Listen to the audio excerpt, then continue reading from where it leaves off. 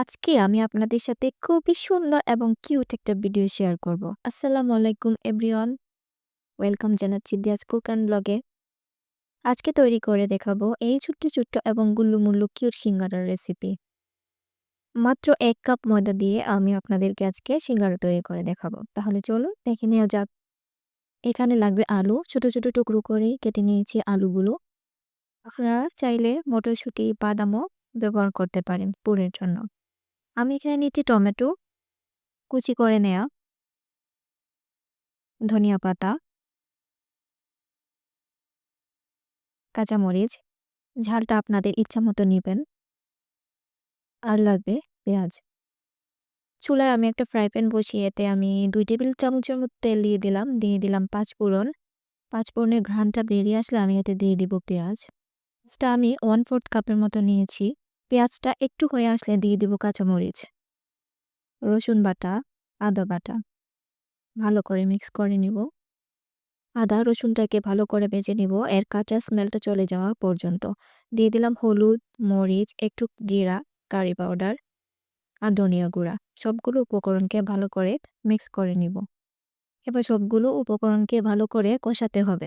আমি এতে দিয়ে দিলাম ২টা টমেটো।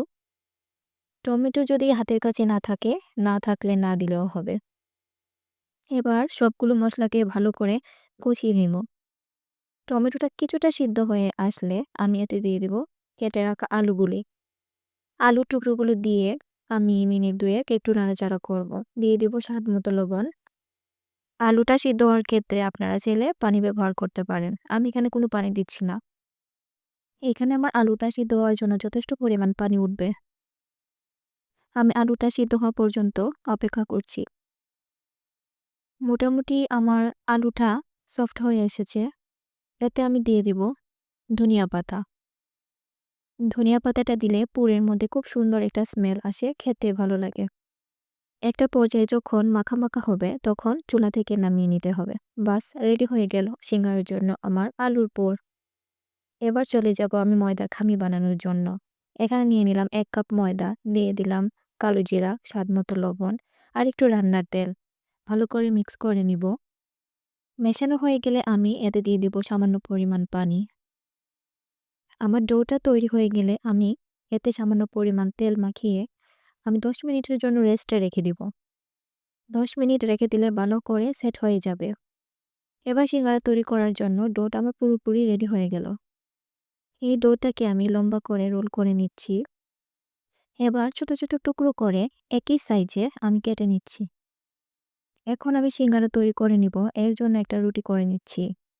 এর জন্য সিঙ্গারা রুটিটাকে একটু লম্বাটে করে বেলে নিতে হবে।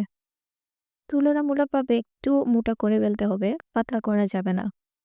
এবার মাঝখান থেকে কেটে নিচ্ছি এবং একটা রুটি থেকে দুটো সিঙ্গারা হবে, এটা আমরা কম বেশি সবাই জানি। আমি মুখের দিকে একটু পানি দিয়ে দিলাম। পানি দিয়ে কোণের মতো করে নিতে হবে। তারপর দিয়ে দিলাম আলুর পুর। আপনারা দেখতেই পাচ্ছেন আমি এখানে কিভাবে করতেছি সিঙ্গারাটা। চারপাশে আবার একটু পানি দিয়ে দিব। একটা সাইড ভালো করে লাগিয়ে দিতে হবে এবং অপর সাইডটাও ভালো করে লাগিয়ে দিতে হবে। বাস হয়ে গেল ছোট্ট একটা কিউট সিঙ্গারা। এভাবে আমি সবগুলো রেডি করে নিয়েছি। চলে যাব ভাজতে।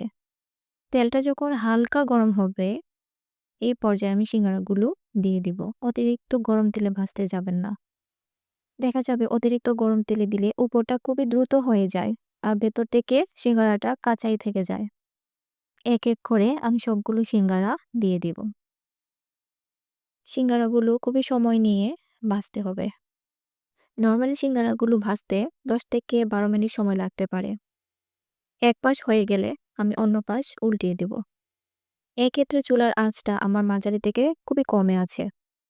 সিঙ্গারাগুলো ভাজার ক্ষেত্রে কখনোই তাড়াহুড়া করা যাবে না।